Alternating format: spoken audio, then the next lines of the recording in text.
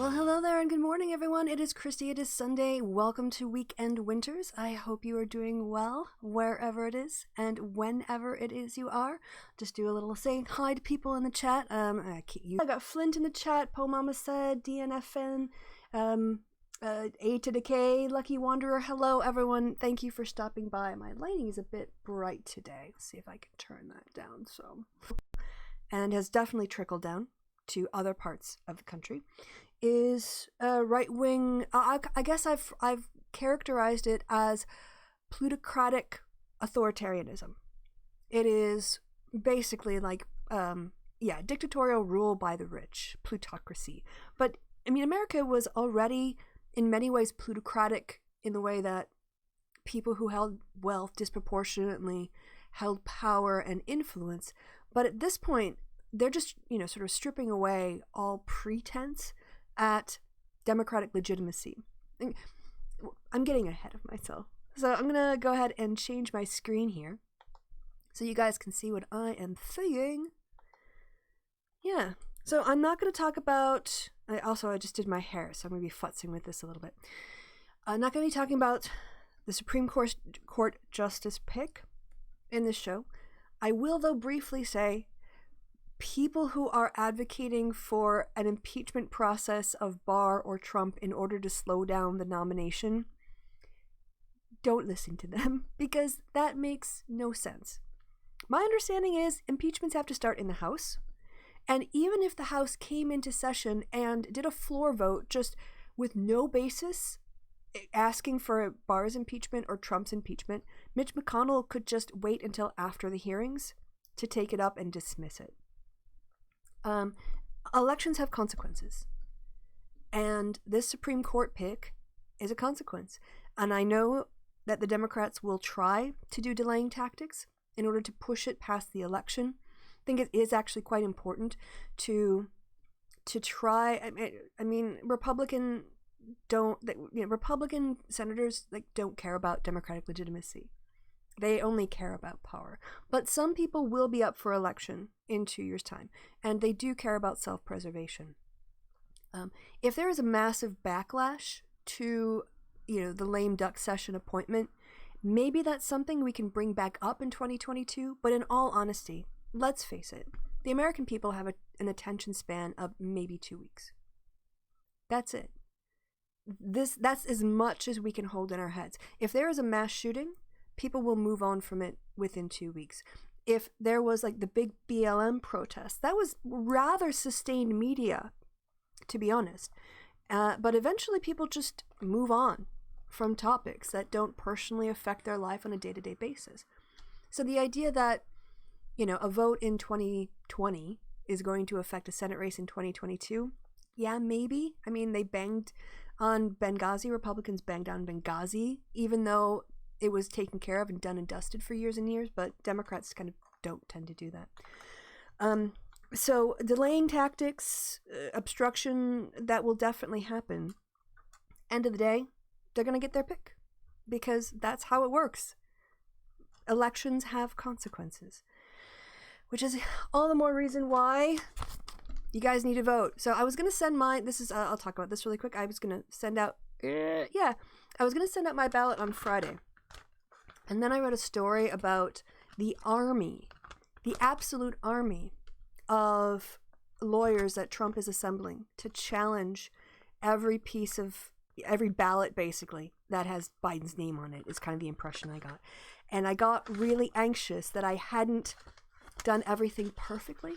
So before sending it out, I also read about some paperwork in Florida that wasn't properly done and ballots got tossed out. So I thought, measure twice, cut once. I decided I'm going to wait until this next week, and I'm going to read the instructions again, because I kind of did it in the morning, and I thought I did it right, but I was like, I'm not confident I did it right because I wasn't paranoid when I did it the first time. So I am going to be posting my ballot to my town clerk this week, first class. Well, not signature required. And it's given me a lot of anxiety. I thought that voting would make me feel better, but honestly, now I'm just really, really self-conscious and anxious about making one little mistake that could negate my vote. That would only be picked up in a kind of recount situation. So, all right, that's enough about blah, blah, blah, blah. I think I told you guys I was going to get going with this stuff, and I've already got that on the screen, as you can see. This isn't like a super academic, well-researched thing. It's just some musings. Because, I mean, it is a Sunday show. If I wanted to do like a proper video, I would edit it and have sources and everything. But I think that the topics are worth discussing and see what you guys think. By the way, Flint, I've long felt that the Tory party here in the UK do not represent traditional conservatives at all. There is empirical evidence to support you on that, Flint. I saw a study of the political attitudes of various voters and also the policy positions of Labour and Conservative politicians. What do they call that when you make a whistling sound with your S? I can't remember. Anyway, I did that. Sorry. They tracked it in terms of like where the policy positions were, from councillors all the way up to MPs. What they found was that Labour representatives on the local council or wherever else were actually not that far off in terms of distance from where their voters are compared with Conservatives. And what you found is that Conservative voters are actually much more centrist and moderate than the people who represent them. The people who represent them are really more like on the fringe. There's a bigger political distance, as it were, on the left-right scale from Conservative, Tory members of Parliament and the local councils relative to the policy preferences of their voters. So, yeah, you're right. They are more extreme. Empirically, that's been demonstrated. All right. Decided to vote in person, especially being in Pennsylvania. Yeah, I get that. Especially if you can do early voting, Po Mama said. That, hey, Eva, yes, if you... I mean, Trump has done a good job of scaring people away from mail-in voting or making people very anxious, which is kind of, in some ways, self-defeating, because if he's worried about the postal votes or whatever, in-person voting in some states they start putting the ballots through at 7 o'clock in the morning, the day of the election. They don't wait until all the ballots have been casted to start processing absentee votes. And so, I think that's how it works in the state of Wisconsin. And it makes sense, right? So you get up in the morning, you go to your... no worries, Flint. You're not mad. You go to your polling place thing. You're sat around all day, and sometimes these polling places aren't busy the whole time. Why not have the volunteers feed? At least when I voted in Wisconsin, they were Scantron. They still are, based on what the ballot looks like. You fill out a dark, you use black ink or whatever. You fill in a spot, and then you put it through. Why not just go ahead and put those through the machines while you wait? Or even one dedicated machine that's just for absentee ballots, and feed it all day long until they're done. I mean, why would you wait until after the polls closed to start that work? I don't understand. So I know that there's been some media prepping for, we might not have the result in the night. It might take days afterwards. Blah, blah, blah, blah, blah. That's not the case in every state. Some states, the first batch of results that we will get will be the early vote. And that is going to put Joe Biden into a massive lead in those states that do that. Now, there are places like California where you're going to have to wait maybe 3 days for the votes to come in, but California isn't really up in the air in that way. I think there's only one state that uses what Trump keeps complaining about, these unsolicited ballots. In other words, sending ballots to people who can vote. The idea of actually giving people an easier path to voting, of course, really freaks out white conservatives, which we will get to in a second if I just stay on topic. But there's only 9 states that use sort of universal mail, ballot by mail. One of them is Utah, and one of them is California. I think New Jersey. The only one of those 9 that could maybe even be in play is Nevada. As a consequence, the kinds of states that, are going to be a little bit later are really not going to be ones that are going to be up in the air so much, except, again, maybe Nevada. So voting in person, dropping it off in person. I mean, I'm not quite sure how it works with early voting. I mean, with overseas voters, it might be slightly different. Like, I can't, I'm not required to present a voter ID, but I am required to get a witness to sign that they've viewed me. Yeah, I'm holding it in my hand. I have to get a witness to sign that they watched me vote, which I did for this. But then I also, like, there's an entire other form I have to, like, fill out and put my mailing address, and I have to, like, sign this and sign that, and then I have to, like, yeah, they gave me this thing.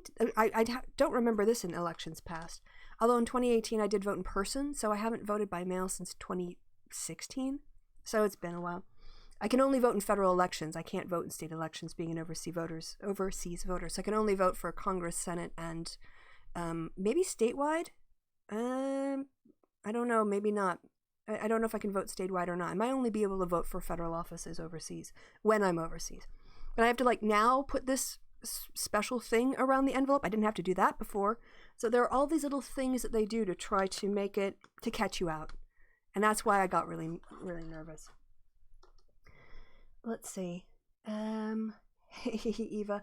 So, Mr. Owell, do you think Bernie supporters are partly to blame for this tilt in the Supreme Court, Donald Trump, and the march towards fascism?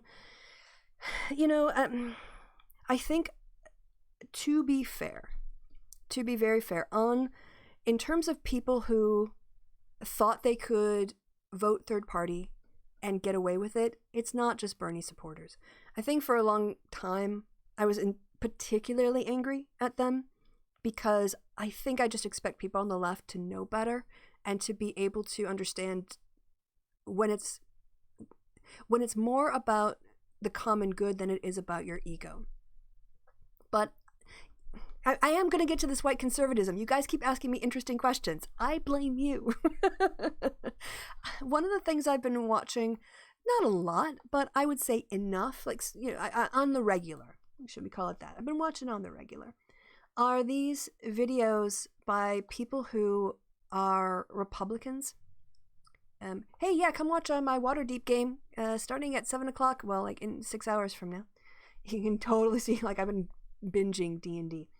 Go to my subscriptions list here. We've looked at this on the show, these Republicans against Trump videos. If you haven't checked them out, I find them basically like a free focus group. If I'm honest, it's a person who is just giving their political views. And why isn't I don't know where my Republicans, there was just some in my feed the other day. I'm not quite sure where they went. But a lot of those people who talk about Republicans against Trump, I noticed quite a lot of them will say, I just didn't vote for president in 2016. And if anything, they are as culpable as people who supported Bernie, who didn't either vote in the presidential category for in 2016, or who voted third party. I mean, they're equivalent. If you skip that box in 2016, or you voted third party in 2016, you essentially helped Trump win. And so, in a lot of ways, listening to predominantly white men, some white women, some people of color, but overwhelmingly white men who basically admit they couldn't vote for Hillary Clinton in 2016, so they just skipped it because they just, for whatever reason, maybe they thought they lived in a state where it wouldn't matter, or maybe they just didn't like her enough, they couldn't bring themselves to do it, and now they're saying, I'm voting for Joe Biden. How much of that is down to misogyny? How much of that is down to complacency? I can't really say because it's different for individuals. Also, people's narratives about their own behaviors in the past are, I don't want to say they lie, but it is impossible for you to tell a story about something that happened to you in the past without taking into account the consequences of that. And then that helps you, even unconsciously, frame the information you communicate when you tell that story. So as much as, yeah, I guess I kind of expect better from people on the left, because I think that they would think about the greater good. That's my expectation. That's kind of how I think about leftist morals. Leftist morals are about the common good and trying to do what's best, as opposed to putting your own principles ahead of other people's suffering.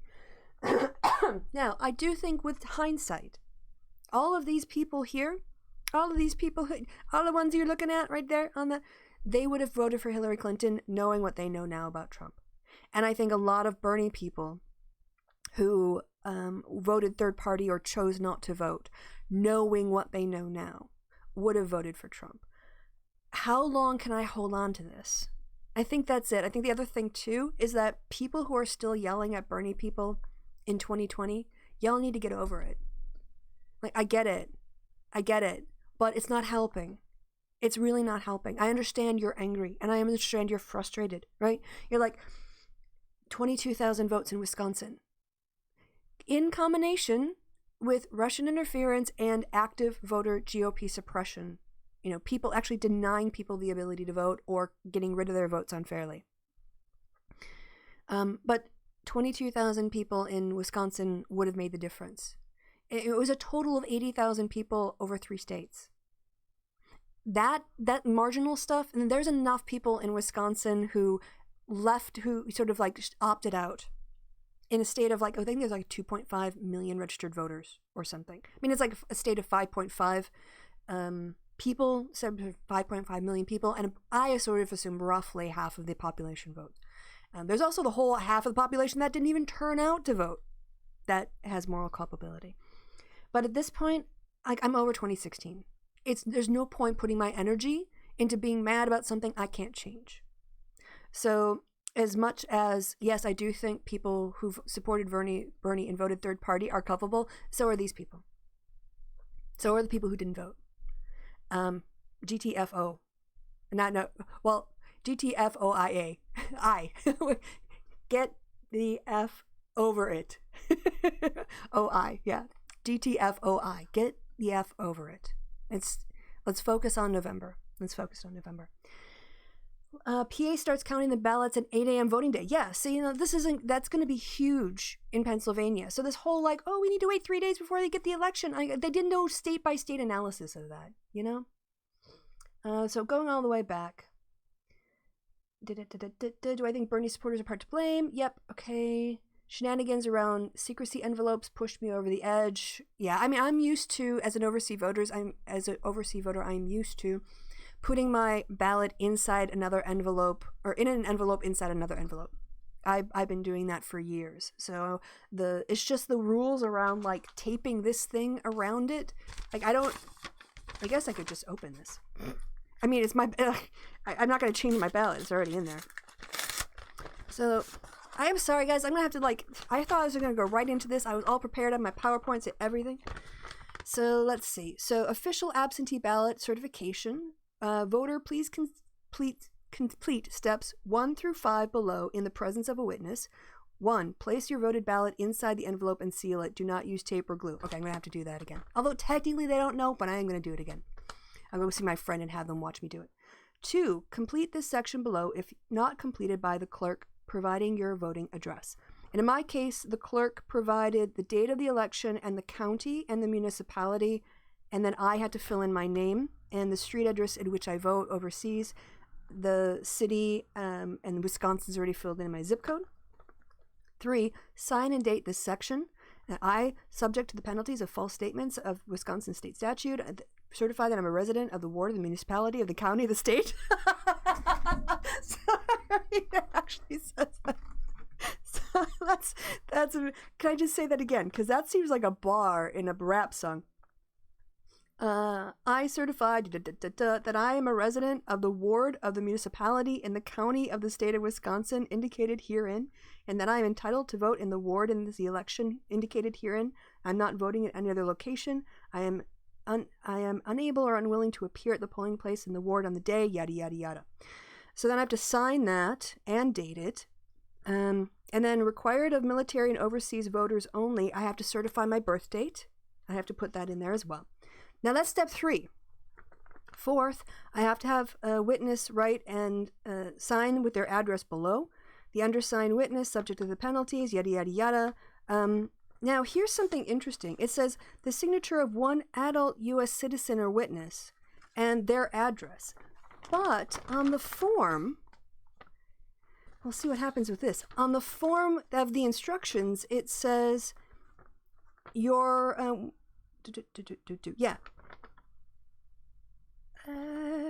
where is it? There basically said that it doesn't have to be a U.S. witness. Or it doesn't have to be a U.S. citizen to do it.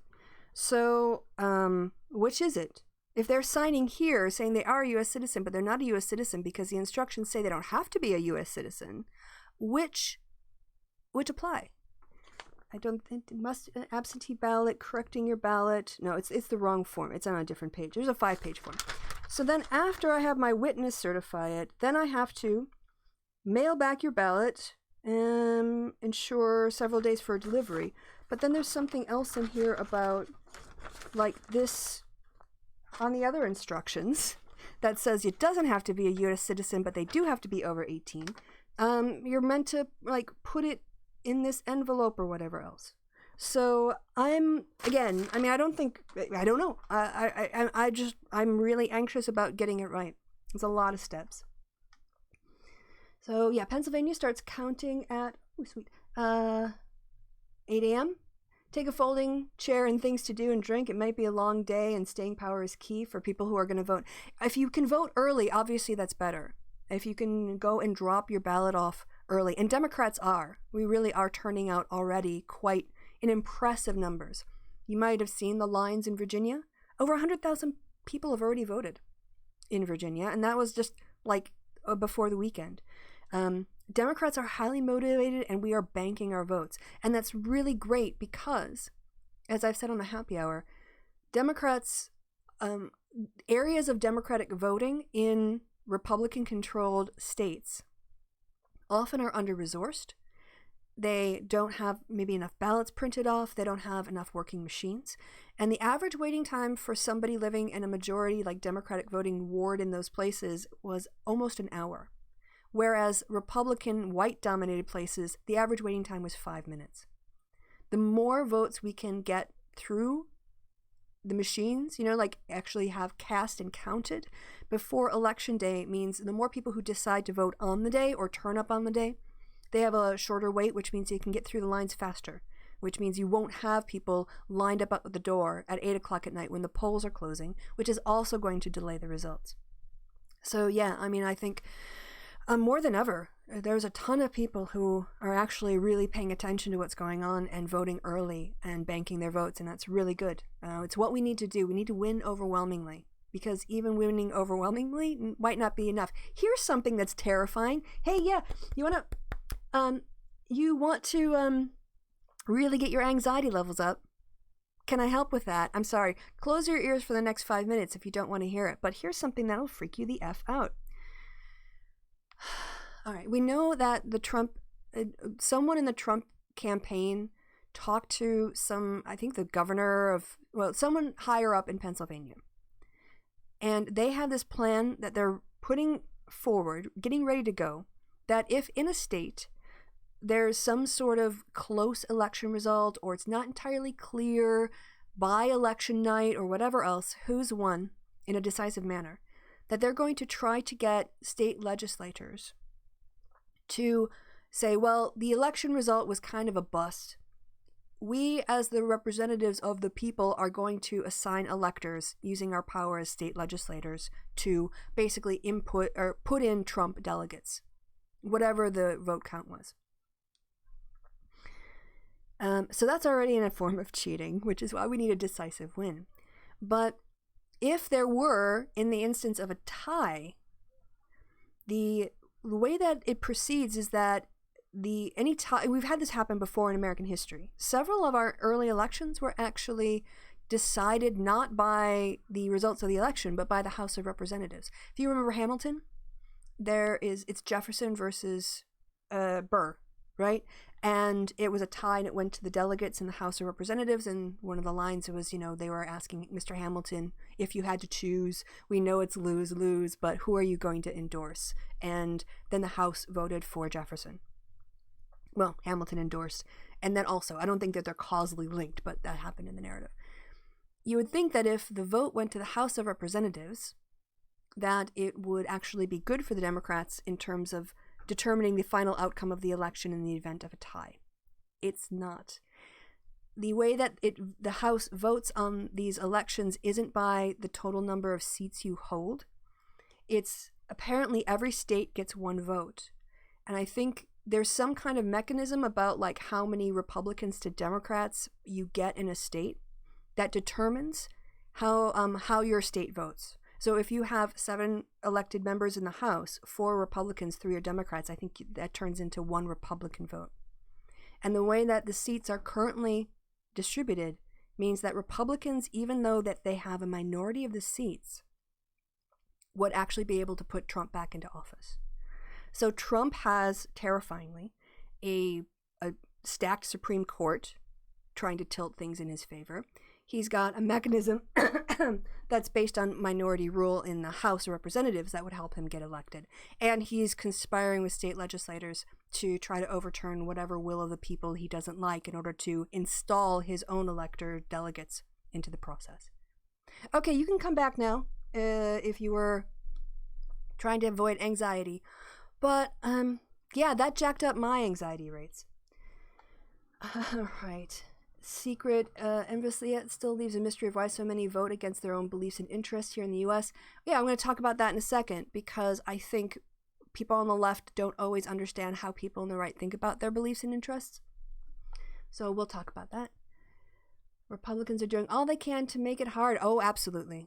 Absolutely. They know that they're in the minority, except in a few places. But clearly, if majoritarianism was something they valued, we would have a much more representative looking country, like house, legislative houses. But it's not. It's dominated by conservative white men, basically. The whole needing a witness thing does seem odd to me. Doesn't that invalidate the whole secret ballot? Well, they don't watch me vote. They don't look at my form, but they have to be present while I vote. I guess it's kind of like when you have a contract and you have to have a witness you don't actually have to like see what they write, but you do have to see them, writing on the piece of paper and say, yes, I put my name to the fact that this was, not fraud. I said, so my friend was actually just sat like on his couch while I was filling it out. And then after I'd filled it out and put it in the envelope, I'm like, can you sign this for me? Which I'll have to ask him to do again. Let's see, I'm going to scroll down a little bit. So even though you're abroad, you need to pull another American from some godforsaken hole in the ground. Before, yes. In previous elections, I had to have an American citizen. That was part of the requirement. Now, again, the form has changed, and this time it says it doesn't have to be an American citizen. It just has to be someone over the age of 18. But the form being signed is still attesting to American citizenship. So which is it? Yeah, and I actually have a colleague who's American.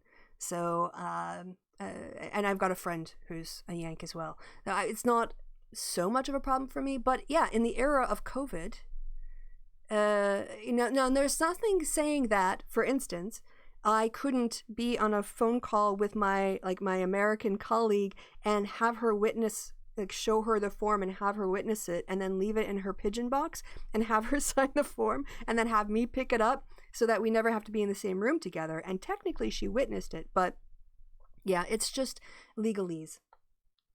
And of course, if they have any questions or they doubt the legitimacy of my ballot, they just make it provisional. And then I lose my vote. So, report to the ward in the town of the shire in which thus thou lived. Yeah, basically. Sounds like the next step would be you must vote at the local U.S. embassy. Yeah, which for me is in Frankfurt. But yeah. So conservatism is dead. Yes, I should. Okay, let's get back. I already tacked for, yeah, of course, a half hour, Christy. Wow, woman, you can run your mouth. All right. Let's look a little bit at the perspective of, we'll call them, I guess we'll look at the sort of Reagan Republicans. Actually, you know what? I want to, before we start this, I want more coffee. I've got my cologne cup here, and it's toward the bottom, and it's really cold, and I didn't freshen it before we went on air. So I'm gonna swap over. I'm gonna make a cup of coffee. I'm gonna come back. Y'all can get your tea out or take a comfort break, get some biscuits or get some snackies or whatever. So let's just give it, I don't need that much time to make a cup of coffee. So we'll just talk about like a minute or two. But I'll be more comfortable. And ultimately my comfort is the thing that matters most. All right, just give me a couple minutes. I will be back and I'll put on some music so you guys can listen to that too. I'll see you in a second.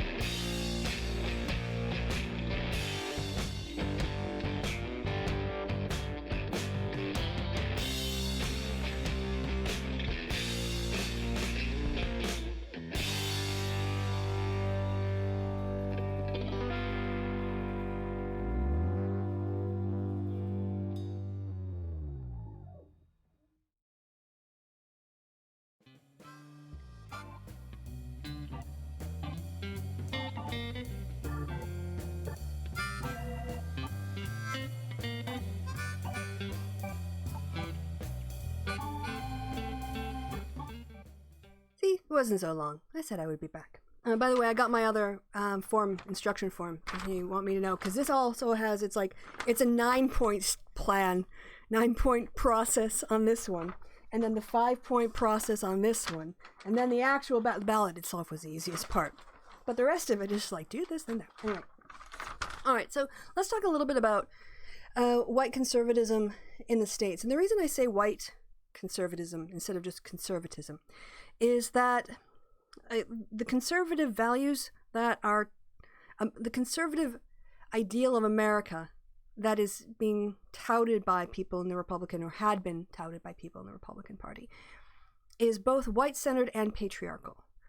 And by that I mean, white-centered is that it was constructed by and for white guys who talked about maximizing freedom and limited government as the best way to proceed while owning other people, while using the institutions of power to enforce slavery on an entire population. So kind of miss me with your high and mighty limited government talk when you're not equally applying it to everybody else. So one, this idea of self-sufficiency and limited government are built on the idea that you have property, that you have the means of sustaining yourself independently and generating an income sort of source on your own. And in some cases, it also meant that you owned other people who were making money for you. So that limited government, the whole thing was a lie. Always was a lie, always been a lie, always gonna be a lie, because it only applies to a certain kind of people. These men were writing for themselves. They had no interest in including women. They had no interest in including people of color. And so, of course, when your entire power structure and your wealth assumes the subordination and the domination and the theft of resources from other people, yeah, you can afford limited government by denying other people the rights that they are owed. So the whole thing about limited government and personal freedom and not needing social services, again, assumes a level of wealth. And that level of wealth was only available to propertied white men for absolute centuries. And everyone else is playing catch up since then. So that is all BS. That's why I talk about white-centered U.S. conservatism. And it's patriarchal in all of the sort of negative connotations of patriarchy. And I'm not just talking about patriarchy in terms of the oppression of women, but for me, when I say that, I'm also including all of the toxic, discriminatory, bigoted values that go along with patriarchy. So it's homophobic, it's transphobic, it's and it's also, obviously sexist. It views children as property, ownership, all this kind of thing. All of the negatives that go with it also, in terms of all the things that it dislikes, its value system ultimately it's rooted in the idea that your average dude, man, can just beat the crap out of a woman. And that is the justification. It also legitimizes unjust hierarchies. I mean, there's no reason why someone's genitals should give them power over somebody else. This is just not a legitimate way of distributing power. Yet patriarchy assumes, because that's how it worked in nature, it's somehow normal, and normal means valid and moral, when it's just not. I'm still making tea. Okay, tasty tea. I miss all the tea drinking I did in the UK, but I love coffee, so I love them both actually. But I prefer like Assam tea to like a breakfast, because I like a stronger tea with my milk, because I drink things very milky. Right. So this let's talk about this white conservative-ism. So it was basically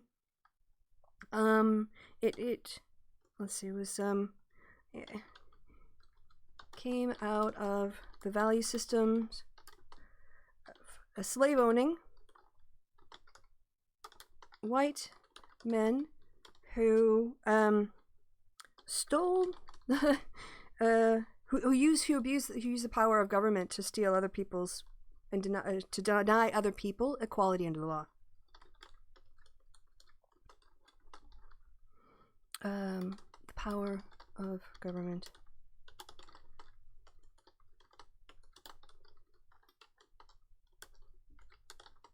But properties.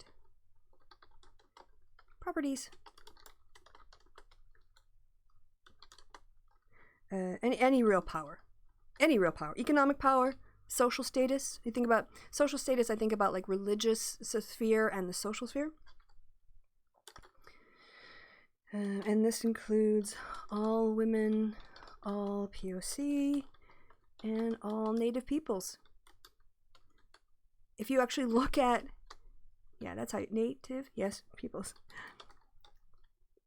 What percentage of the population in the entire continent of America actually had political power until the 20th century?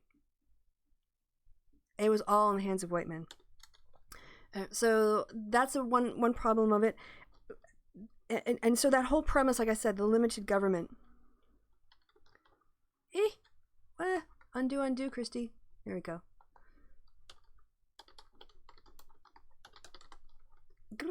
Government. Limited government only works when you have self-sufficiency, and you can only have self-sufficiency for centuries unless you were white men.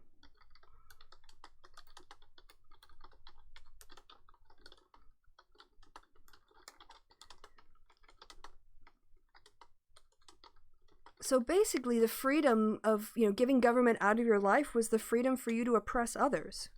It was the freedom for white men to do what they wanted.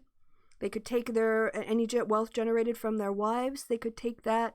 They could, obviously, they were stealing kids and stealing labor, stealing people's entire lives. And of course there were, you could say, poor white people that they hated too, but you still had a better status. You had more opportunity as a white man in the US starting out poor, because at least legally you could own property. Legally, when you earned something, it was yours. Whereas if you were a white woman in the system, your wealth did not belong to you. Everything was generated, it was given to a man. All right, so it basically assumes an inherited wealth. And yes, poor people, again, can be poor. White people who are poor can be poor, but you're still better positioned historically. Like my ancestors came to the States in the early 1900s or late 1800s. They qualified for the Homestead Act.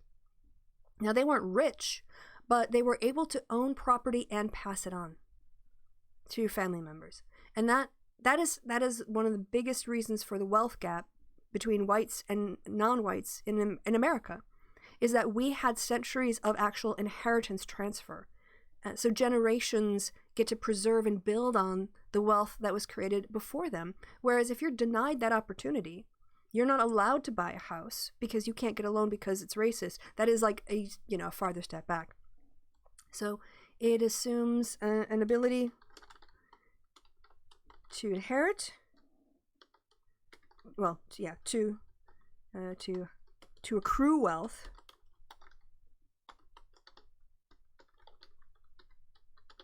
and pass it on, which is key. To yep. I'll say children, but it could be anything. All right.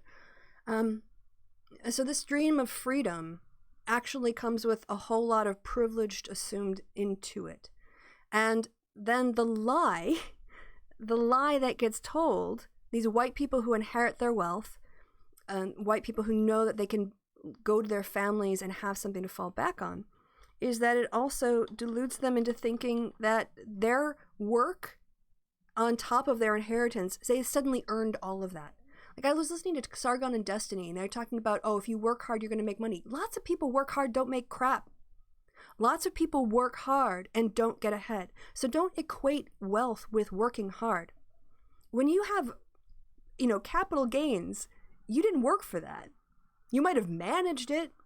You've got properties that you sell. You might have managed that property. You might have organized some contract work, but you didn't work for that the way that somebody who has to get up at 4:30 in the morning to take a bus to get to McDonald's to make sure you can get your coffee at 6:30 in the morning has to work. So it deludes people into thinking that they sort of worked hard to get where they are, when relative to other people, they didn't. So with all of this comes a sort of sense of, can I do it this side? Oh, okay, I'm working with a German keyboard here, so we're just going to have to deal with this.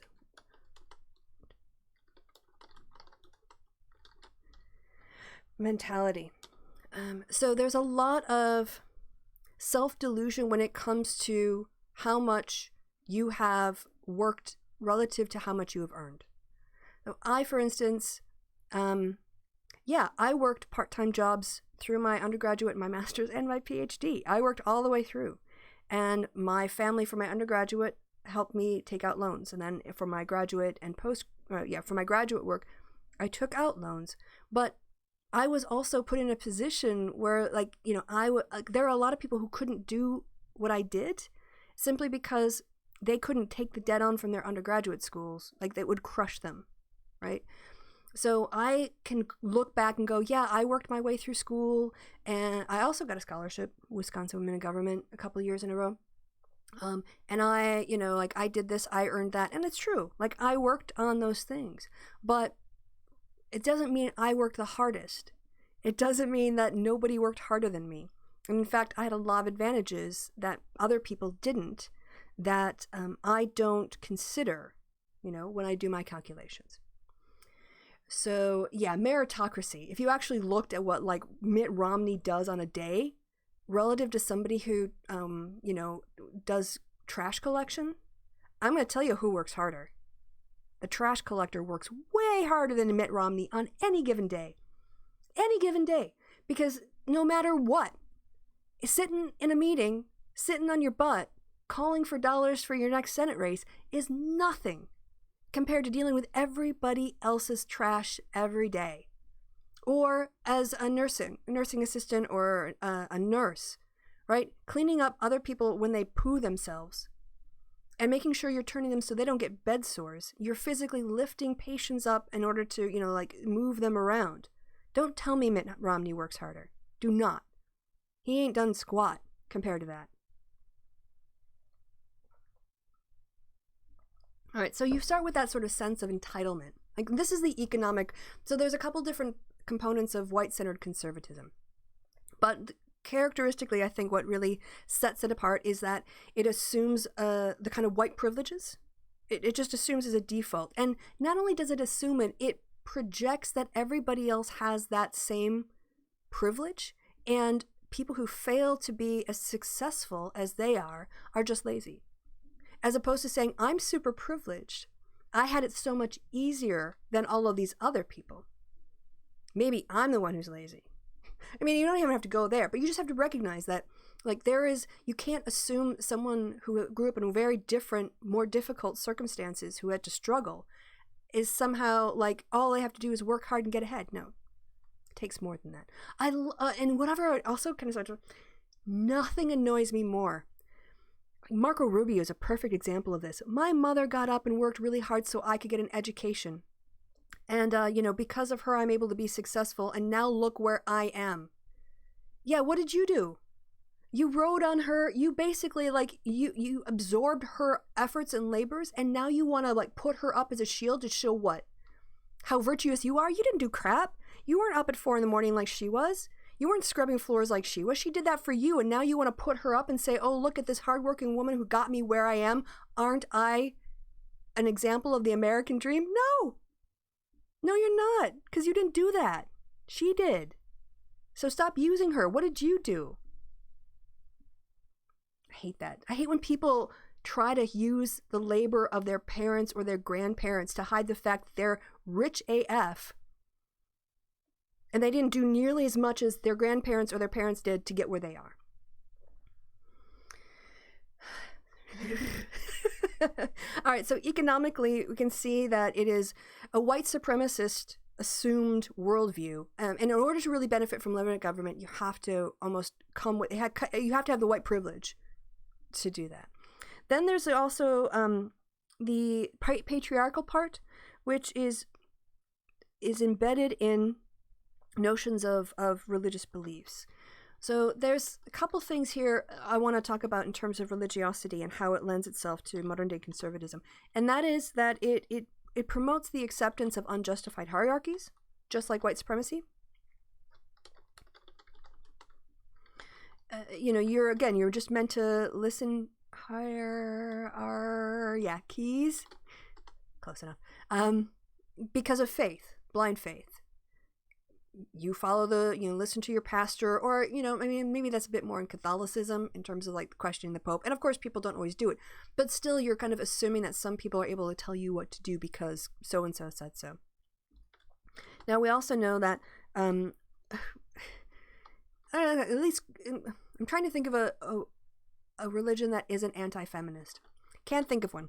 There are progressive sects of Judaism I'm aware of. There are progressive Christian sects. There are more progressive Islamic sects, but across the board and historically, it's basically, it's quite anti-feminist in that it doesn't believe in actual women's equality. Women are meant to serve.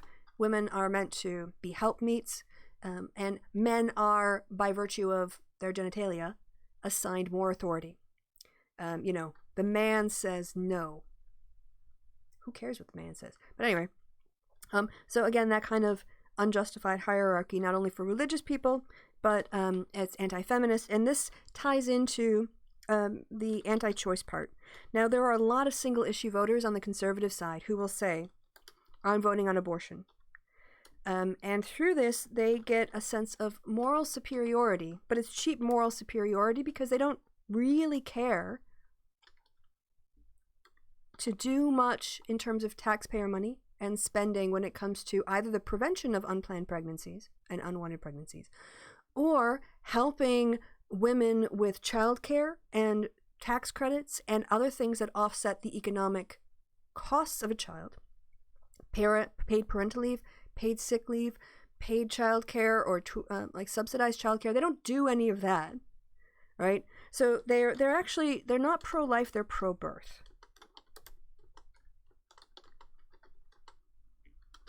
And that for a long time, I feel like a lot of conservatives felt that they were able to assume a moral superiority over Democrats who were baby killers, while actually not. It was virtue signaling.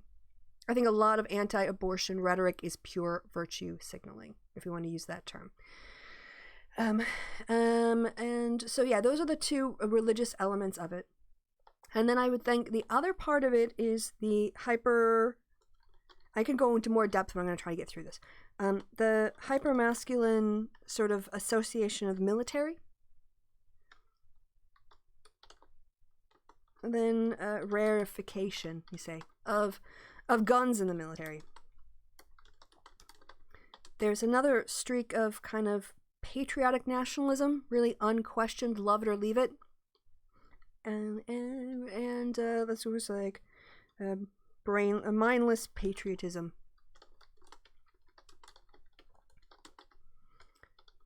You're not allowed to criticize the United States. But of course, a lot of that criticism is often of white supremacy, which they benefit from, so it's sort of like a self-justifying thing. There's also a real tendency to be personally hurt by criticism of the United States. So how takes criticism personally. This is where like a whole lot of the critical theory annoys. You notice it's predominantly straight white guys are very, very critical of critical theory because I think they feel an emotional attachment to defend slaveholders and slave owners and bad things that were done in the past as if they weren't bad. So it takes criticism of U.S. policy. And I can, like policy personally. It is really amosexual now. There is a single issue. A lot of single issue voters, just like a lot of single issue voters on the right, are anti-choice. They want to just make abortion illegal without. That's it. Like that's their only goal. Like, oh, if I make abortion legal, then I'm a good person, and leave it at that. There's the same thing with a lot of single issue voters on gun rights. And we see that if you've paid any attention to U.S. politics, you'll see the hyperventilating around the NRA every single time an election comes around. Gun accessibility, I'll call it that. Back in the day, these were sort of referred to as like daddy issues, and mommy issues. So mommy issues, to use a phrase from like the 80s and 90s, were things like schools, public health, social services, taking care of the poor. Whereas daddy issues were like the funding of the military and protecting your home and the more sort of like, traditionally patriarchal concerns.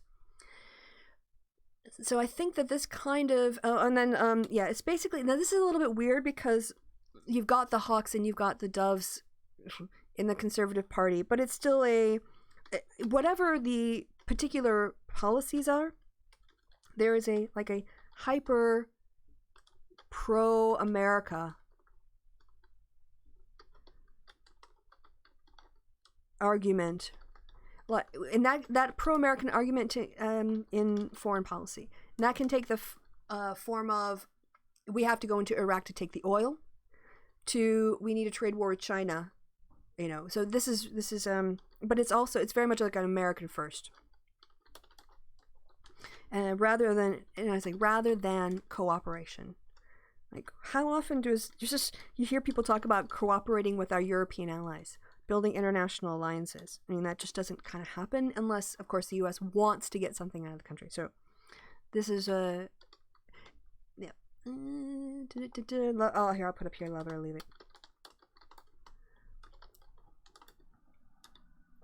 So I would say that traditionally this combination of economic framing of the value of limited government and self-sufficiency that actually assumes patriarchy and white supremacy at the core of it. Then the religious stuff, not quite so much, although we could talk about that. And then this sort of hyper-masculine focus worked for the Republicans for quite a long time, because relative to their, there were more people, a lot of white women bought into this. Especially religiosity is a really good predictor of how white women are going to vote. The more religious they are, the more likely they are to vote for the right-wing party. And so between white men and white women who are collaborators with this agenda, this was able to work in terms of majoritarianism for a while. And so there was no need to change it. There were a lot of hoity-toity people like George Will and William F. Buckley, who existed in these sort of white bubbles of imagined American superiority and perfectedness, never really looking at the structures that stopped other people from participating in the economy in the way they were because of white supremacy, because of patriarchy. They blamed those people rather than the structures holding them back. And also the effect of inherited wealth over centuries. And they could talk in a bubble. Like, they could talk to themselves, and there were enough of them to go around to, put people over, get enough people to vote for them in elections, especially in predominantly white places. But increasingly, this message, especially this focus on, the lie about living within your means while giving tax breaks to corporations that are entirely profitable and don't need them, at the expense of the workers who actually would stimulate the economy through consumer spending. All this sort of self-justification and clapping and patting themselves on the back. It just doesn't play anymore. One, for two reasons. Hey, Data Portal, how you doing? Who else is in the chat? Hi, Will. Who is that? Who's Elegant Mule? Welcome.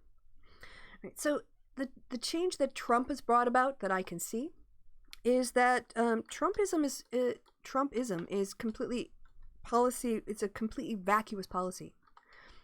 Trumpism is really about Donald Trump. It's about, I say a cult of personality, but it's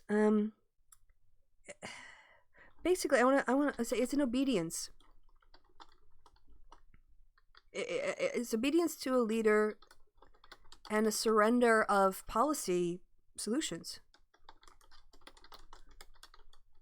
And even policy proposals. It's enough to own the libs.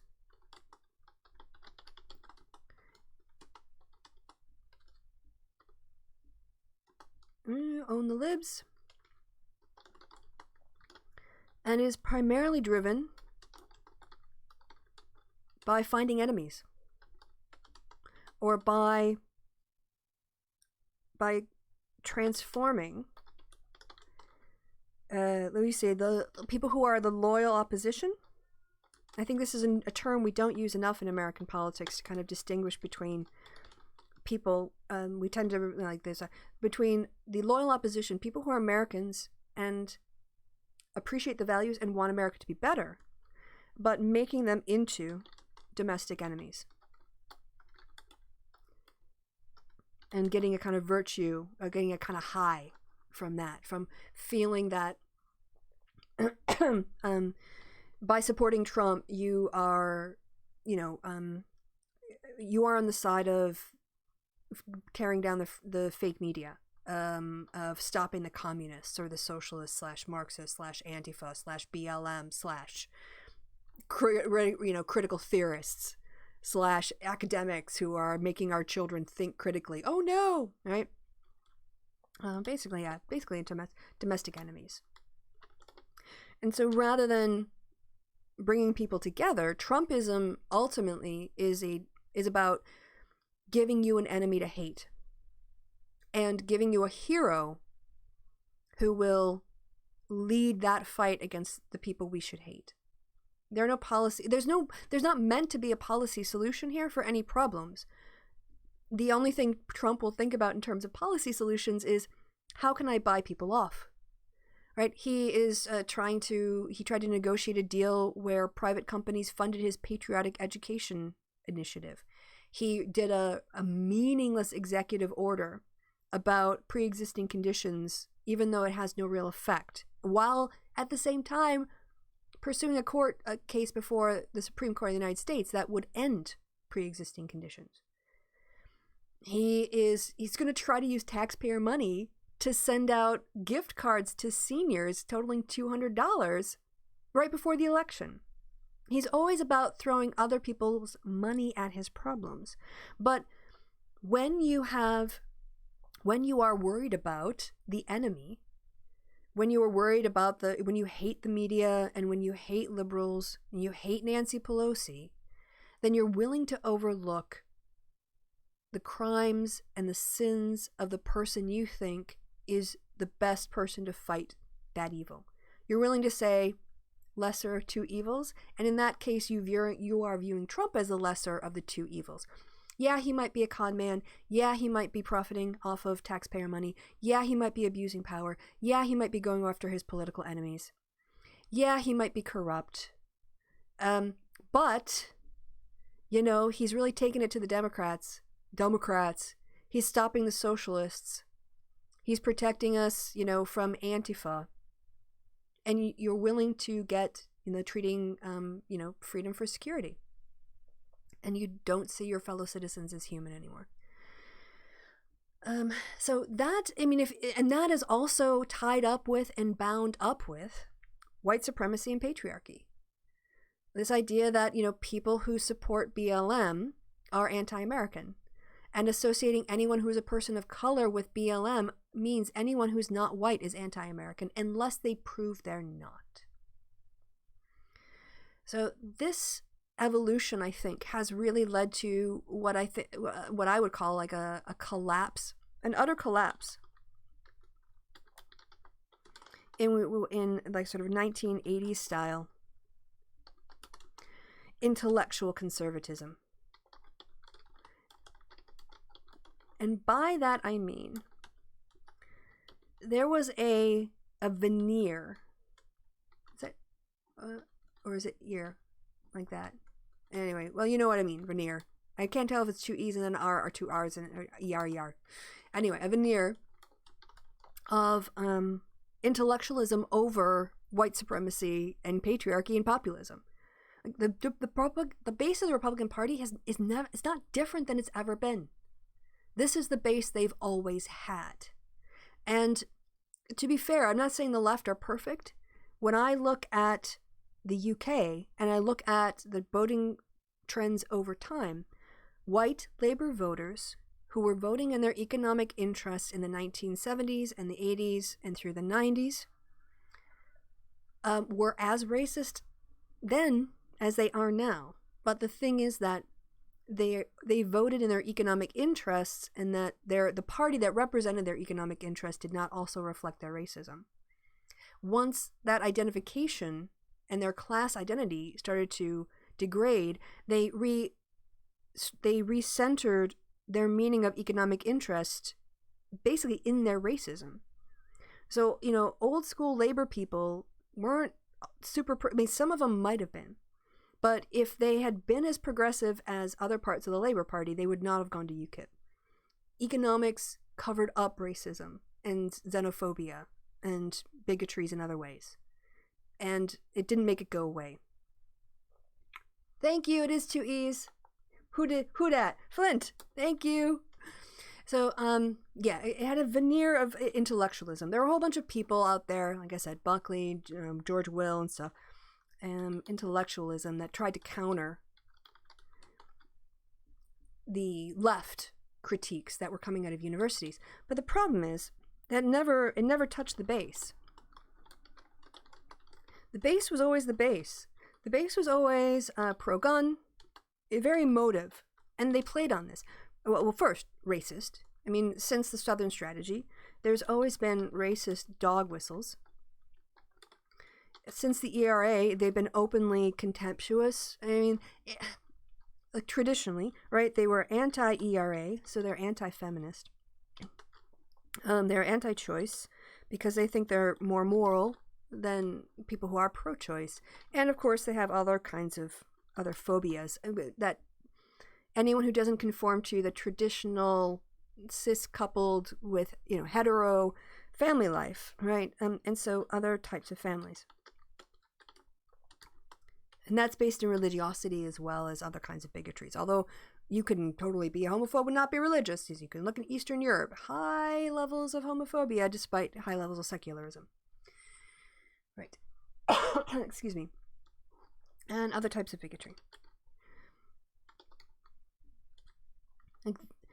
It doesn't surprise me, given all of this, that the Republican Party just, it didn't have primaries in some states, because that kind of democratic legitimacy isn't as important as getting done what you want done, of owning the libs. Also, I was going to say, oh yeah, it's gone now. So it was about voting in other oppressive ways. The platform. They didn't have a platform. The Republican Party doesn't have an agenda at all. It's just we are the party of Trump. That's it. Their policy is whatever he says.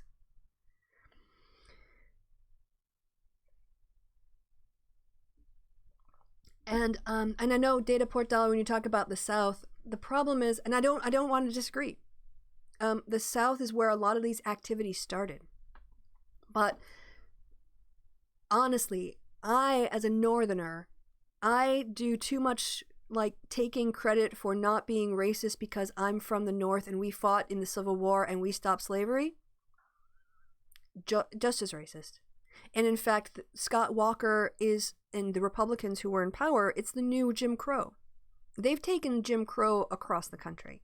And so even though, yes, there is a linkage with the South, I think it is very important that, at least in my mind, I'm trying to break that linkage.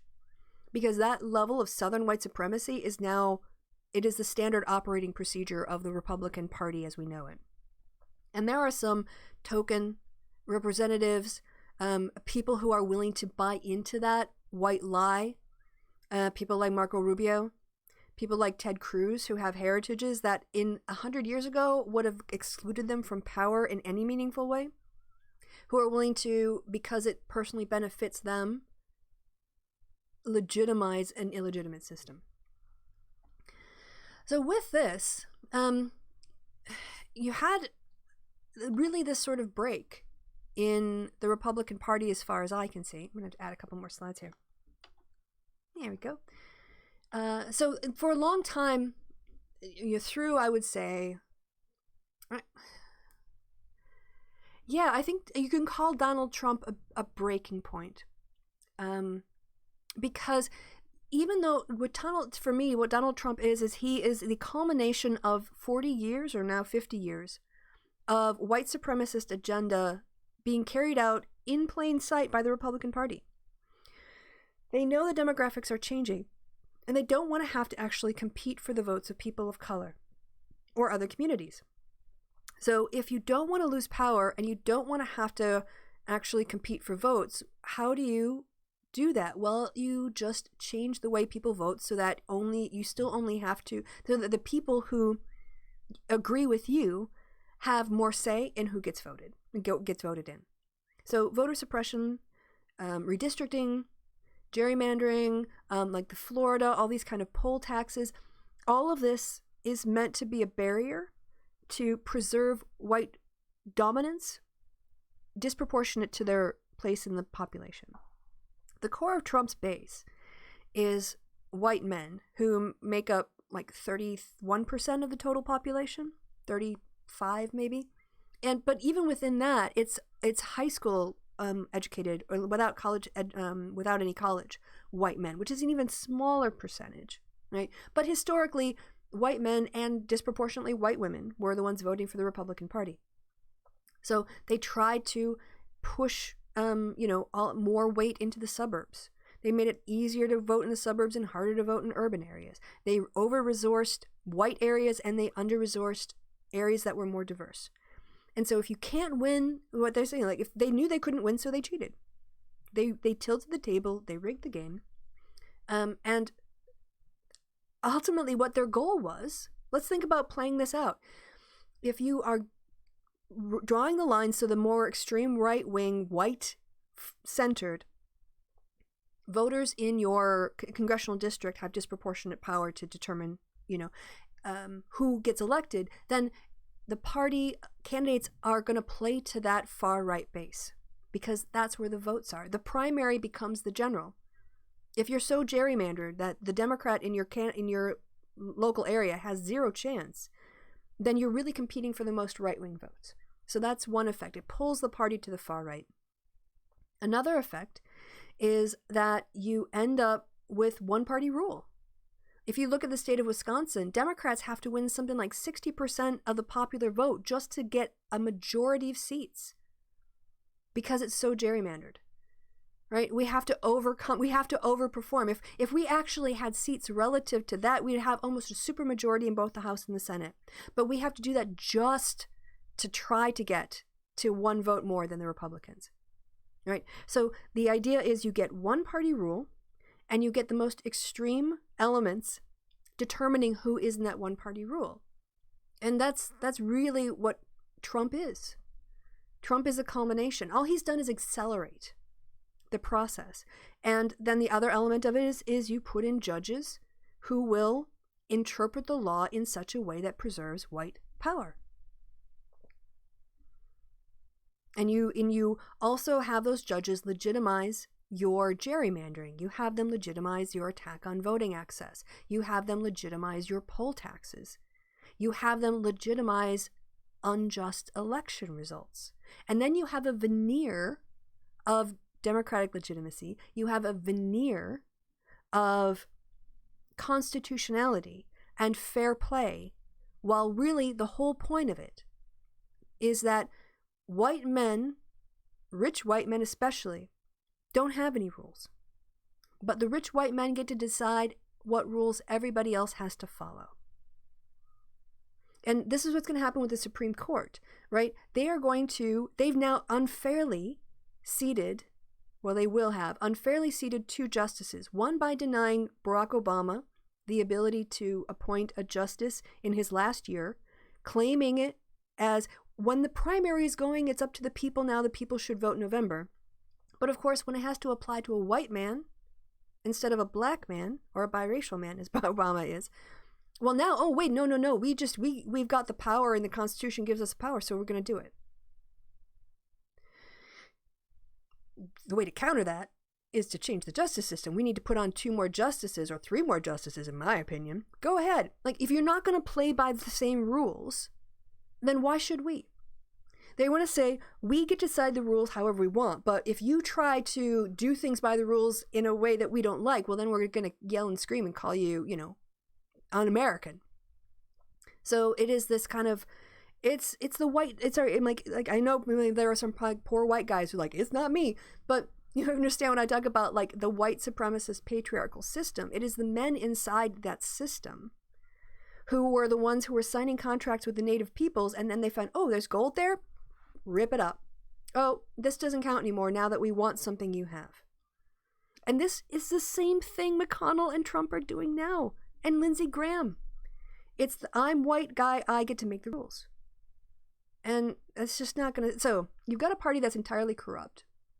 Its only mission is to hold power and to preserve the wealth and the status and the influence and the power held by white men. Is there anything really the Republican Party is about anymore except making sure that people who are 30-some% of the population hold 100% of the power? Is there? Is there anything else it's about? So... this has led to a crisis, all right? And I'm I'm going to kind of break up what I see as the Conservative Party into a couple different groups. So there we have, let's just call them the mindless believers, right? And these are basically like the Trumpists and QAnon people. This is about feels over facts. This is about whatever we need to do to justify our power. We have to stop the liberals. We have to stop. They don't understand the difference between a Marxist and a socialist, and they don't understand. They'll believe this lie that BLM is a Marxist movement, not even being able to understand. Like, explain to me how it's Marxist. Can't do it. Not accurately. They can make stuff up, but it's not accurate. So you have this core now of people who identify as Republicans. They are the mindless believers. And then I think you've got some former Republicans. I think former Republicans kind of break into two camps. And this is based on listening to the testimony of the anti-Trumpers. And that is... Okay, so they're former Republicans, and they're going to go back. They're just looking for a revitalized party. Like, I think they would want to... They're kind of like they want to go back to what it used to be.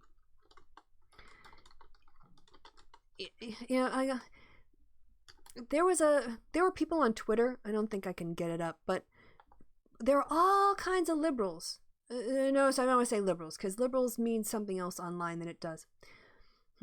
Thank you, Elegant Mule. Appreciate that. Who are mad at George Conway because he said that the Supreme Court Justice Trump picked was qualified. I know, not America, Chris Evans. Not Captain America, Chris Evans. Let me just find it. And I was really kind of like, oh, that's wrong. That's not spelled right. How about... No. I need Evans with an A.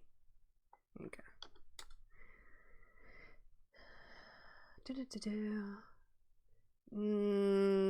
Okay. It's probably easier to do it this way. How do I do an @ sign on my German keyboard? Oh yeah, it's on the Q. Okay. What's really annoying is that I've got multiple language keyboards. So I have to, like, there's a British keyboard, a German keyboard. I don't have a British keyboard anymore. An American keyboard, and they all... Well, no, my American keyboard has a British set. It's all very confusing. Not Captain America. Yeah, not Captain America. I'll go to top... can I... This is really... It's maybe too late. But anyway, the point was... Sorry, this took way, way, way longer than I meant. But there were a lot of people who were upset that George Conway said that Trump's pick was qualified. And then, like, they're always going to be a conservative. Like, well, yeah, of course they are. And with the Lincoln Project people, I'm not quite sure why people get upset with the fact that they're conservatives. I don't see the Lincoln Project... Yeah, this one. Like, Lincoln Project folks, is it possible some senators will vote against confirming her because she's not qualified? George Conway, not a chance. She's qualified to serve in the court. And they're like, oh, look, they're always going to be conservatives. Well, yeah. Yeah, they are. Lincoln Project people aren't walking around going, oh, look at these Democrats. They're still a Democrat. Like, they understand that we have a limited area on which we agree. And if we come together, we both get what we want. But working on being anti-Trump isn't going to change them. It's not going to turn them into liberals. It's not going to turn them into Democrats. You know why? Because of those things, like their commitment to being anti-choice, like their emotional commitment to the guns, like the fact that they buy into that white supremacist, lift myself up on my bootstraps without acknowledging my own white privilege worldview of the world. So we're never going to change these people just because we happen to have something in common right now. So I just like, I don't get it. Like, I kind of get it, but then I was like, just thinking, well, what were you expecting? If the shoe were on the other foot and there was some far left person who got elected out of the Democratic Party who started acting like Trump, and got to the point where I could no longer identify as a Democrat because it was just my party was no longer for the values I signed up for, and instead it had become a cult of personality. And I allied myself with Republicans I was going to vote for a Republican president as a check on this far left, dangerous, Democratic candidate. And all the Democrats had, again, this is a hypothetical, but all the Democrats had fallen in line in lockstep and they weren't stepping up to the Constitution. I might, for one election, switch my party identification. I am not going to switch my values. So yeah, like, you have to keep in mind who your allies are and what they want out of this. And I enjoy some of the Lincoln Project stuff, like making fun of Lindsey Graham. And in some ways it is nice. I mean, I don't want to have, if I could take it all back, I would never want Trump. I would rather not have Trump than this. But I feel like after so many years of demonizing each other, there's actually like some people on the right who care about being an American first. And it is nice to find those people. It is nice to at least know that there are people who are, who bought the lie of fairness and actually want to, get back to that lie and hopefully make it more real. But on that, sorry. So there are people who just want to basically go back to the GOP the way it used to be. And by that I mean they want to go back to that sort of like white-centered, suburban kind of it's the party platform if you're a used car salesman, you own a used car dealership, the small business person kind of worldview of, my life is I'm slightly annoyed by some paperwork I have to do, or I have to follow all of these rules because people's lives depend on it, or I have to pay my employees overtime. If those are the biggest complaints you have in life, right? And then I think that white-centered and also I call it like suburban and rich. I think then there are also a ring of people I want to call as like reformist. These are people who see that you can't win with the Reagan ideology anymore. And my assessment on this particular group of conservatives is that they are going to remain the same on the issue of abortion. It's just abortion. It's too much. I mean, with the religiosity of people we're talking about here, they aren't going to change their minds on abortion, right? Or guns. They will also maintain their economic outlooks in terms of, a suspicion of the government. I'll put keep there. You're not going to turn them into socialists because of one election, right? They aren't going to suddenly become critics of capitalism. They aren't going to start watching Vosh. They have a certain way they think about the world. However, where I do think this group of reformists understand they can't go backwards is on ID poll. I think they actually start. There are people on the right who, and they're younger. They're probably my age and younger. So like the Nicole Wilsons, Rick Wilson. Nicole Wallace. Michael Steele, former RNC chair, is I think a good example. He kind of typifies in a lot of ways what I see as the reformist GOP, and what this group realizes is that racism is a barrier to the American dream. Sexism is a barrier to the American dream. Police violence and police brutality is a barrier to the American dream. And so this is how I think they think about things. Are barriers to achieving, the American dream.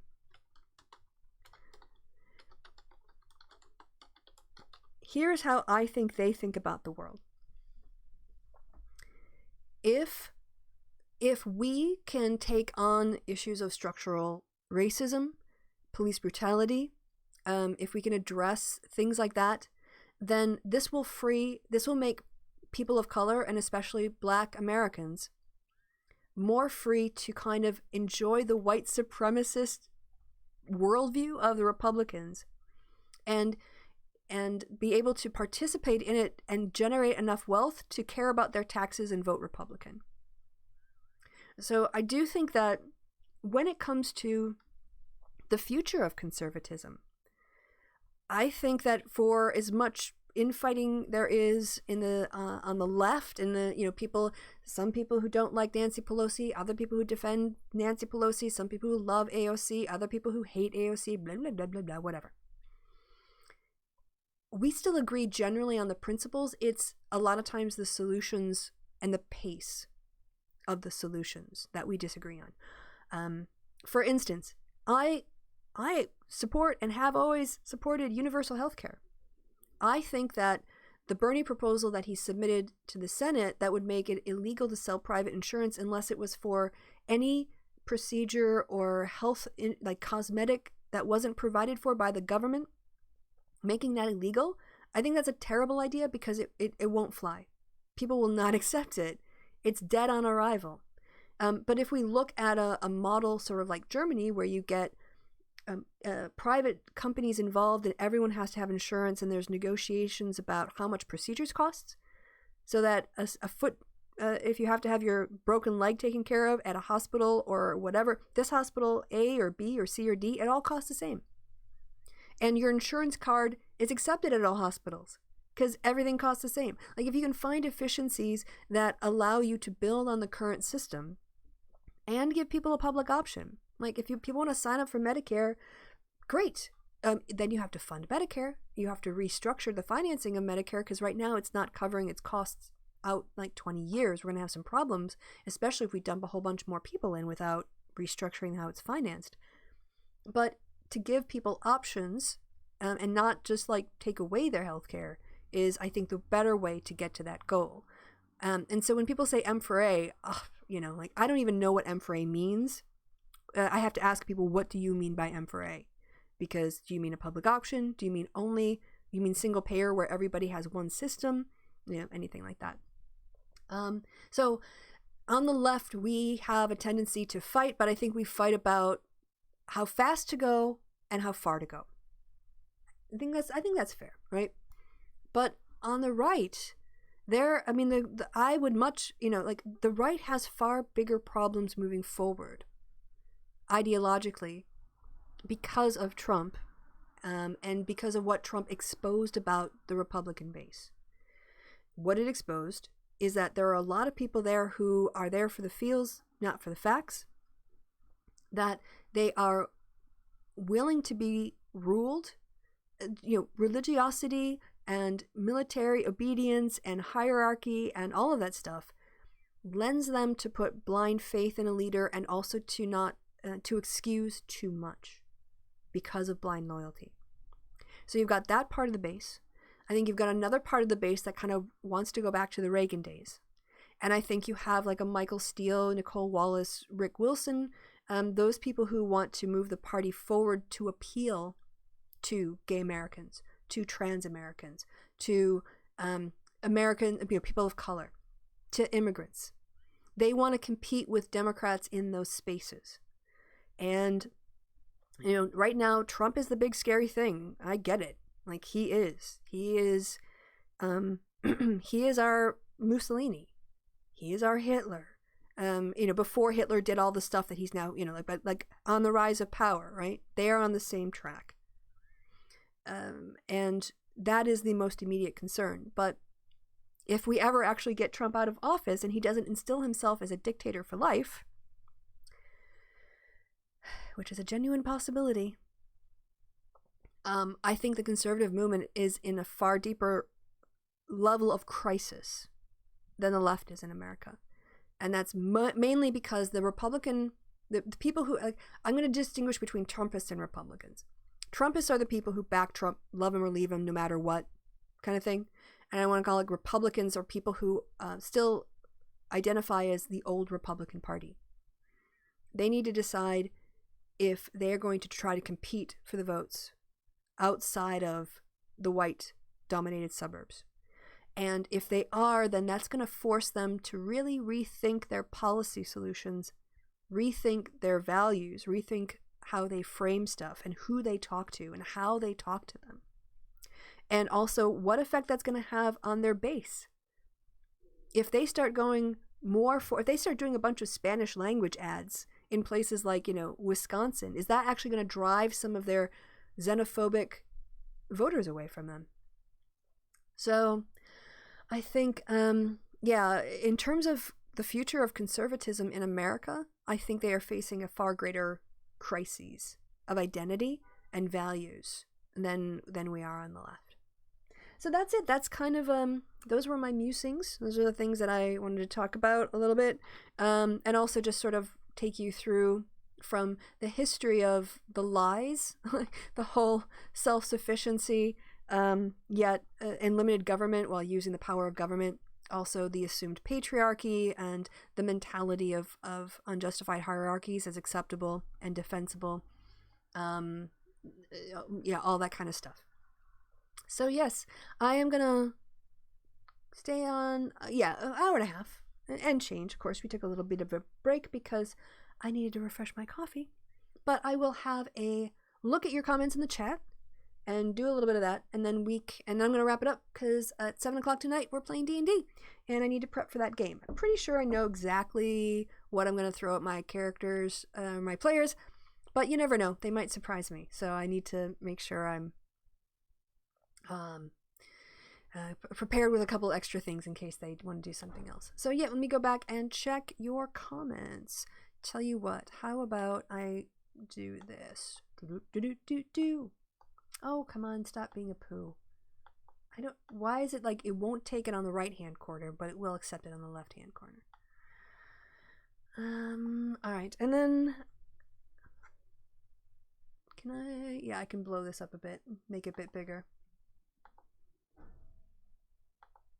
Not in this window. All right, how about here? Oh, I thought I could make this bigger. Yeah, there we go. All right, let's go back and see a little bit about what you guys had to say.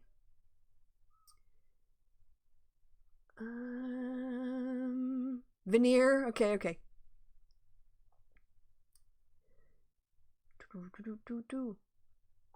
Ammocentrism? Yeah, ammosexual. I stole that from somewhere online. Pro-state and forced birth. Yeah, very much so.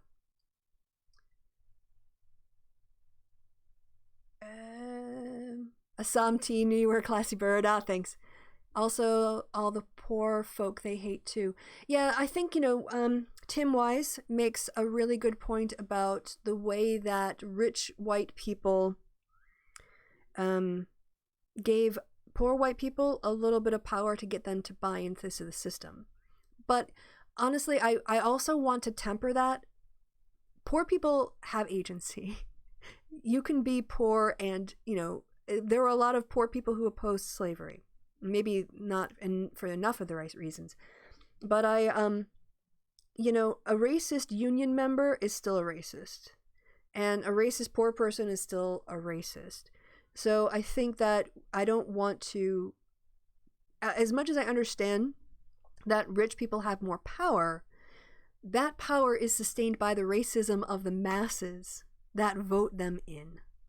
And I do think that one of the problems in the white community is that we don't critique ourselves enough. You know, there is a whole lot of talk on the right about the black community and problems in the black community and fatherlessness in the black community and crime in the black community and gangs in the black community. We never turn that microscope on ourselves. When it's white drug addicts because they're all meth heads, suddenly it's an addiction problem. Suddenly these people are, you know, oh, these vulnerable people who get caught up in this poor thing, and now there's a bunch of money being thrown at drug rehabilitation programs, which it's not the problem that people are prioritizing prioritizing recovery and understanding addiction's a problem. It's that they only treat addicts as human if they're white. And we are, you know, so I want to look at the white community and I want to own like our problematic issues. And what I don't want to do is say the problem is those rich white men who are racist, not the poor white men who are racist, or the poor white women who are, I'm not pointing at myself because I'm a racist, but like white women are part of the problem. White women support and sustain these white racist men just as much as the poor white men do, right? And if we keep giving people a pass because of their class, what you're going to end up with is the same problem they found in the UK, which is you get a bunch of racist people who vote for their economic interests and end up voting for a party that's more policy progressive for them. But then when things change, you know, and that class identity leaves, you're still left with racism. And they end up voting for UKIP. So, you know, if the Labour Party had done more to confront racism within its ranks back in the 70s, imagine that. Like, instead of just papering over the sexism and papering over the racism, papering over the xenophobia that was in the Labour Party by its members, they had actually done more to confront that and educate their members out of that kind of stuff. Would you have UKIP and the Tories winning places like Sunderland and Newcastle and the Red Wall? No, it was easy to just ignore the racism and get the votes. And that's the same thing that's happening, I think, in the white community, in the left and on the right. And so that is why I don't give people a pass for their racism or sexism or transphobia or homophobia based on their class. Like, and I'm not, yeah. So I'm not saying that they have equal power, but they have agency over their shitty attitudes. See, there you go. Now I'm demonetized for the whole episode because of that.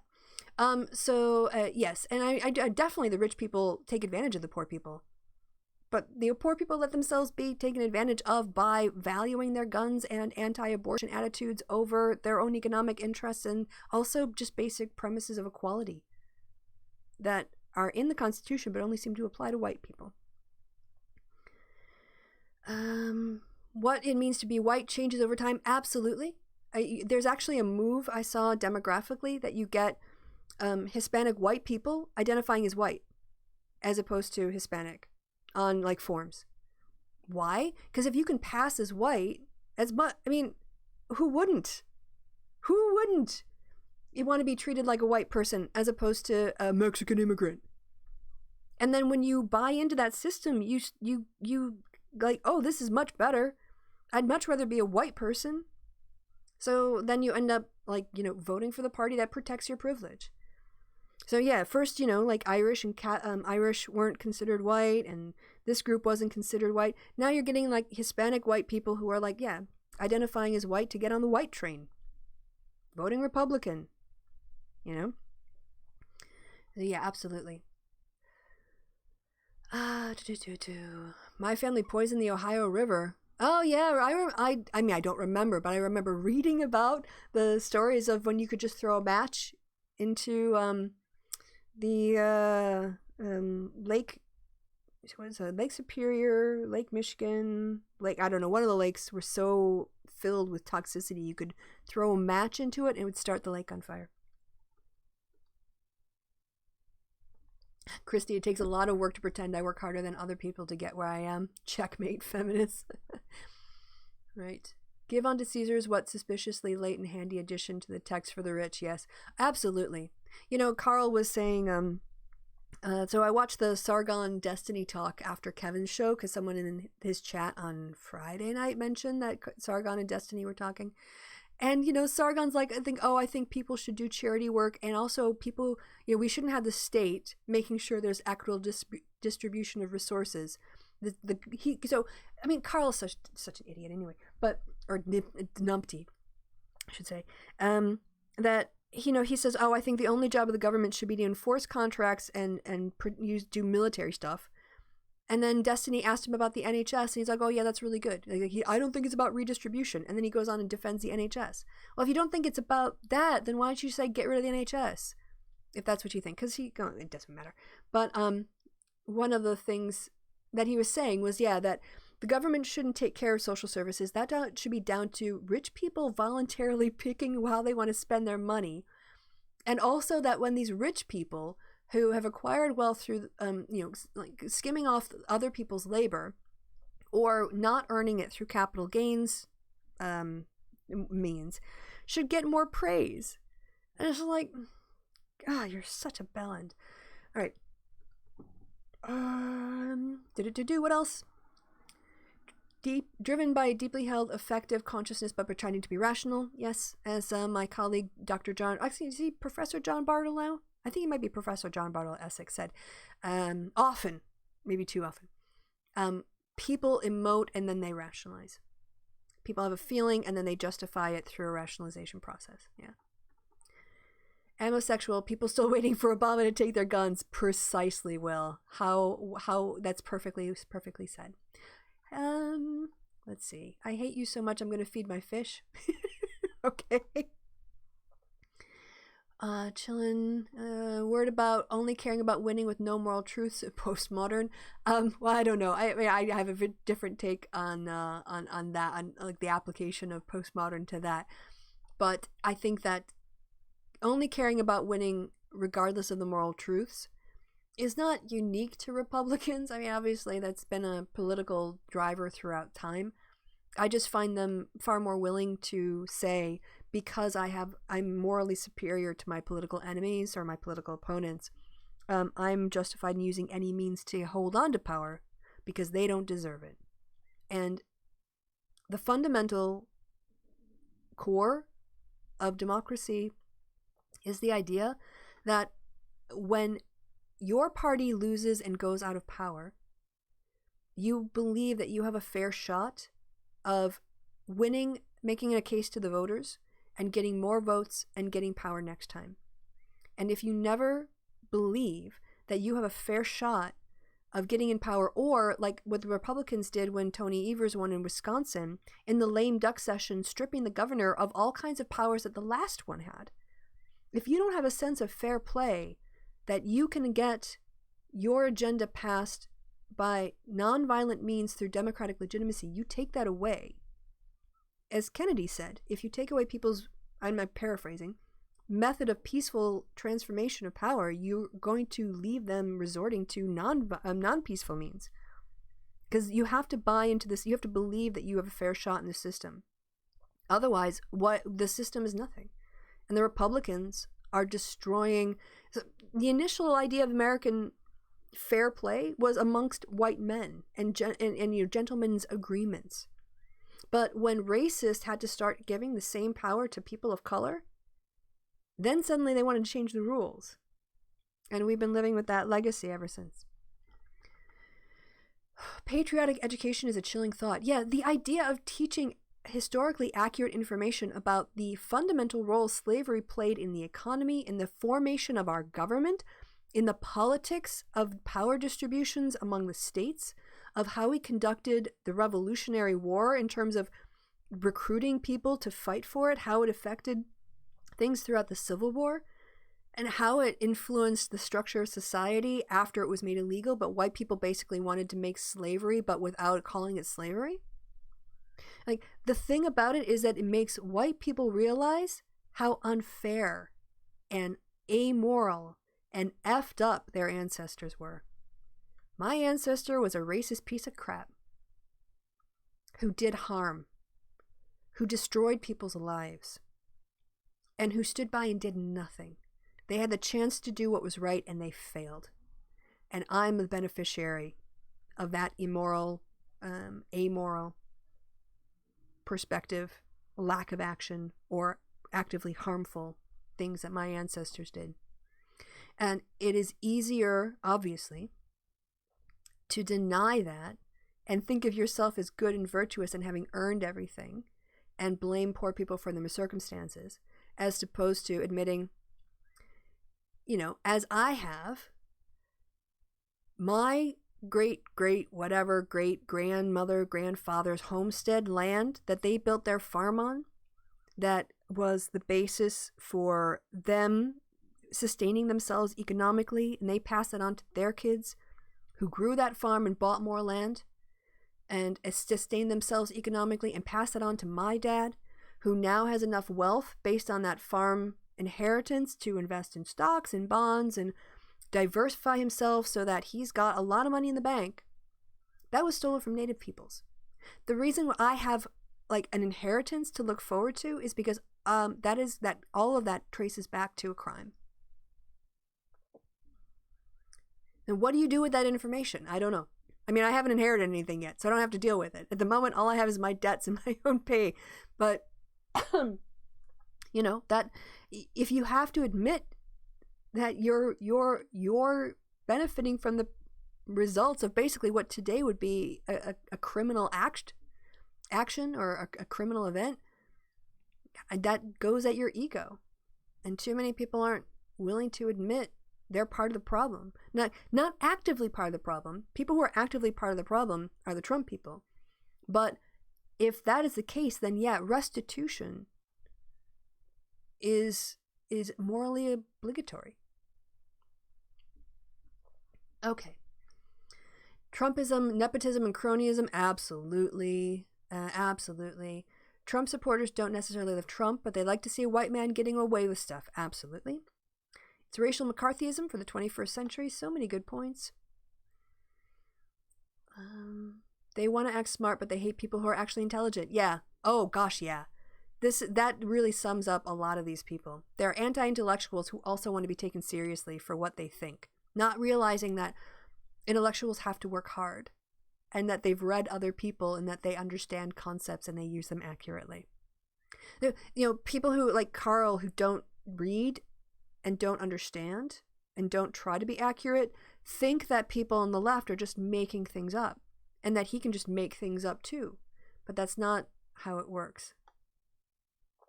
All right. Futurama. Okay. I think I'm going to wrap it up here.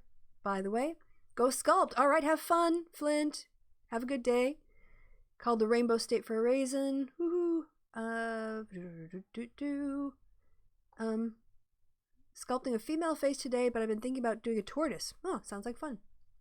All right. So yeah, peeps, I am going to also, Lincoln Project as an org has come out against any nomination. The fact some members have a different opinion, shock.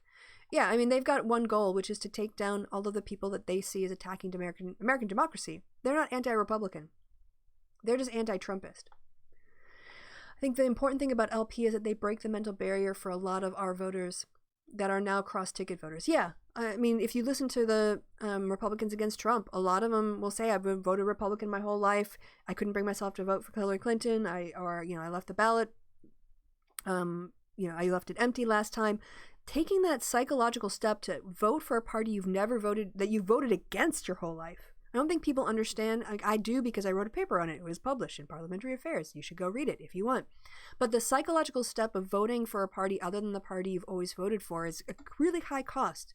It takes a lot to move people to not only opt out, which is the easier step, but to actually cross that party line. And the Lincoln Project is a role model for conservatives who don't want to feel like they're betraying themselves and their values by voting for Joe Biden. And Joe Biden is the perfect candidate. We would not be getting, there's no way, I'm telling you right now, if Bernie Sanders was the nominee, he would not be up 10 points. If Bernie Sanders was the nominee, he would not be getting Republicans saying, I'm going to vote for Sanders. I think it would be much, much harder Much harder for a lot of people who voted Republican their whole lives to vote for someone who identifies as a socialist, even though he's a social democrat. Bernie, get your term straight. Than it is to vote for a moderate Dem like Joe Biden. Joe Biden is much less offensive to these people, which makes him a much better anti-fascist candidate. All right. Safe word is emancipate. Okay. Anything else? Light rail. Now, I'm sorry I scared you, but it's scary times. Have I seen the book by James Lindsay called Cynical Theories, How Activist Scholarship Made Everything About Race, Gender, Identity, and Why This Harms Everybody?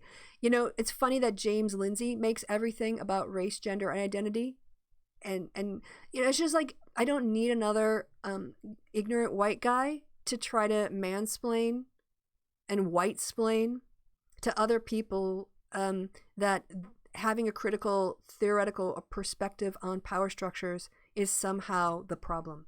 And this, you know, like, this is why James Lindsay, Ben Shapiro, all of, you know, Dave Rubin, all of these types, what they essentially are saying is people who analyze unfair power structures and notice how racism pervades all parts of life, employment, education, the prison system, the health system, the retirement system, the wealth gap, right? And pointing to the structures that have that created that and perpetuate it, and that you need to actively undermine these things and dismantle them. They want to say that those people are the problem. And this is typical white supremacist patriarchal approach to questioning their unjustified status, wealth, power, influence. I mean, just look at like left Twitter. Who are the big non-white, non-cis dude people in left Twitter? I mean, we've got ContraPoints. I think H-Bomber might be non-binary. You know, Peter Coffin is non-binary. But where are the people of color? Where are the influential? When I go and watch, it's Destiny and Carl. Or, you know, it's like Nick Fuentes, who's a white Hispanic, you know, like, and Carl versus Destiny and Vosh. And it is a white bubble of white progressivism. And there's a lot of cis guys running around. So for all of the talk on the left about representation and how important it is, how progressive we are, and patting ourselves on the back, we don't actually lift up those voices. We're not lifting up people of color. You know, and if anything, there are some people on the left who are mad at black voters for picking Biden and not understanding where those voters are coming from. Oh, these people are dumb because they're voting against their own economic self-interest, because I, as a white man on the left, know better than they do because I studied Marx. You know, we're pretty crap on the left, too. And so white people, I would like to see the white left and the white right do way more work on understanding what's going on in the white community than keep pointing fingers at telling other communities why they're wrong. So yeah, James Lindsay, I don't personally have a problem with people who fake articles and taking them seriously. And also he put up a website and he's like, oh, this is my website. It was peer reviewed. I'm like, you know, if you actually believed in this, you would send it to a real peer review. You would get like 3 peer reviews in multiple rounds and the editor and a desk reject and all the other things that all of the rest of us has. Anybody can put stuff on a website. Anyone can say they did a peer review, right? Like I wrote a book about creating educational content. Steve Shives, I asked him to look at every single chapter because he has more experience with videos, making videos, publishing than I do. That's a peer review. But could I get that published in an academic journal because Steve Shives, no offense to Steve Shives, but that's not the same thing. So, you know, peer review outside of a standard high-ranking journal is, you know, it's not an empty concept, but it's certainly not an equivalent concept. And I honestly do not hold much of what James Lindsay has to say in high academic regard. So, for what it's worth. Okay. So I will see you guys next Sunday. I have no idea what I'm going to talk about. We'll see what happens. I hope you found this at least entertaining. I hope it filled up some of the background of your life while you did more exciting things like knitting or painting miniatures or doing dishes or walking the dog, whatever it was. But until next Sunday, guys, thank you for your time. Thank you for your attention. Thank you for the comments in the chat and everyone who came to visit. If you want to do some more escapism, we're doing Dragon Heist, the tavern development. There's going to be some missions coming up. And my D&D gaming channel, I just look for D&D gaming with Christy. Yeah, I'm very not into promoting. Fascism has just really taken a lot out of me in terms of energy wise. But yeah, come and check that out if you want. Otherwise, until next week, guys. I have been Christy. You guys have all been awesome. Thank you again, and we'll see each other again very soon. And now I have to get to the right button, which I didn't do until it was time for me to actually do, and then I didn't time this very well. Sorry. Bye.